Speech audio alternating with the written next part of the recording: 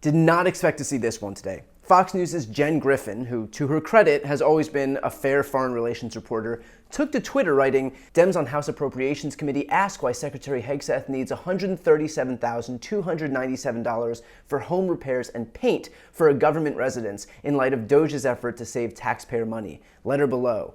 And that letter asks why Hegseth would need over $137,000, including $49,900 for a, quote, emergency paint job. And, I mean, let's be honest here. Who among us hasn't needed a $50,000 emergency paint job, am I right?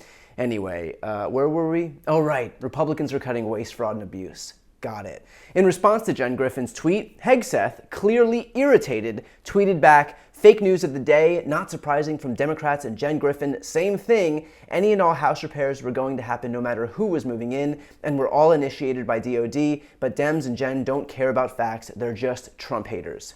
First of all, you gotta love a former Fox host attacking a Fox reporter for being insufficiently loyal to MAGA.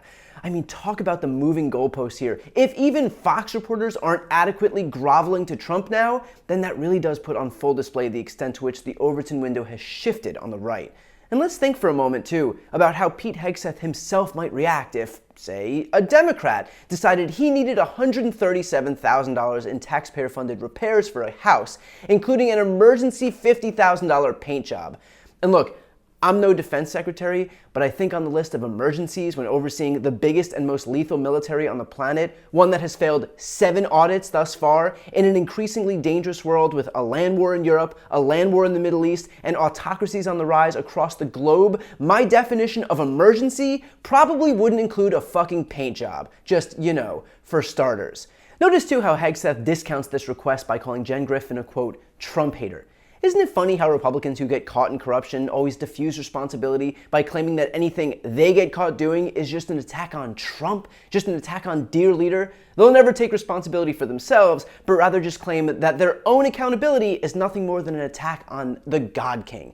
For a party of guys who claim to be alphas, who claim to be tough, they sure are intent on becoming little more than extensions of Daddy Trump. And if this Hegseth scandal looks familiar, that's because this type of waste, fraud, and abuse has become a hallmark of Trump's administrations. During his first term, Interior Secretary Ryan Zinke spent $139,000 of taxpayer funds on a new door for his office. $139,000 on a new door. I didn't even know they made doors for $139,000, but apparently they do, and apparently Trump's official decided that he was entitled to it so long as the rest of us would pay for it. Or how about Trump's former EPA administrator, Scott Pruitt, who installed a $43,000 private phone booth in his office, spent $3 million for private security, $105,000 on private flights, and $1,500 on fountain pens. Somehow, the private flights are the least surprising thing on that list. And so clearly, it's been a long-standing tradition that far from rooting out waste, fraud, and abuse, the people who surround Donald Trump, who compose those in his orbit, are the worst offenders of it. And now Elon is doing the exact same thing, claiming to be rooting out waste, fraud, and abuse, and yet managing to only help himself in the process.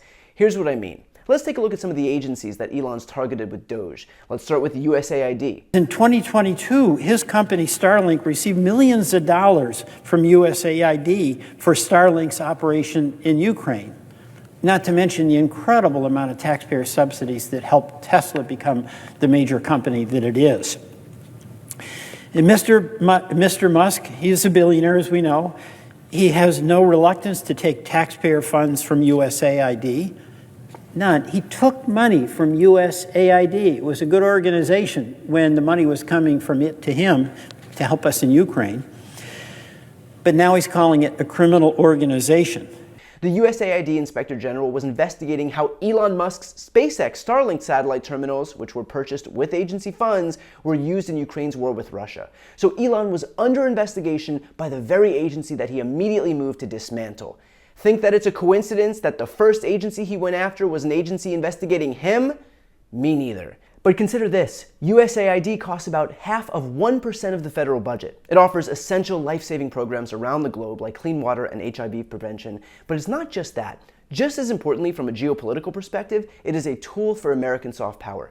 When you hand out medicine or food or water with American flags on it, you buy goodwill around the world. That is goodwill you can cash out on during conflicts, for favorable trade terms, for military or intelligence purposes, to build up alliances, so it's a win-win. But by dismantling that agency, not only do we leave actual human beings across the globe hanging, which will absolutely have real-life impacts on people who require medical care, who require water, who require food, but we lose an inexpensive and effective tool for soft power.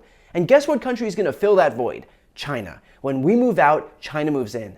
That means when it comes to trade, to alliances, to cooperation, to minerals, deference is paid not to the US, but to China. Does that seem like it's in our best national interest? No. But you know whose interest that is in favor of? Perhaps a billionaire who has invested a lot of time building up his portfolio in China.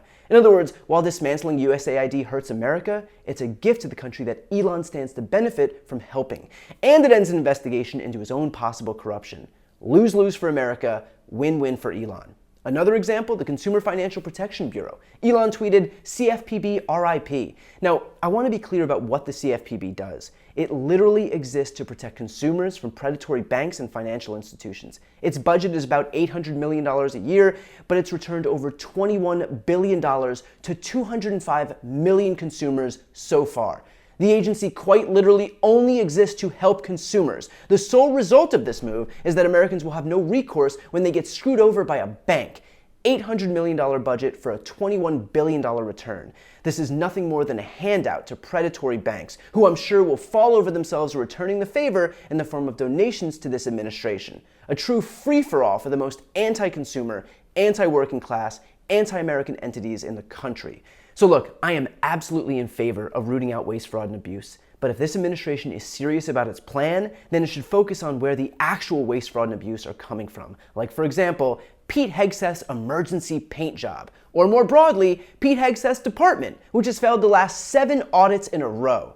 The fact that Elon started with USAID, which was investigating him, and the CFPB, which only serves the purpose of helping regular Americans who've been defrauded by banks, immediately goes to show that this isn't about delivering on some virtuous promise. It is about helping themselves, protecting themselves, and enriching themselves. This isn't the end of crony capitalism, it's the embodiment of it. In the meantime, while I know that Hegseth spending tens of thousands of dollars will pale in comparison to the scandals that we're gonna see and that we've already seen, it is just one more proof point that this administration is not what it seems.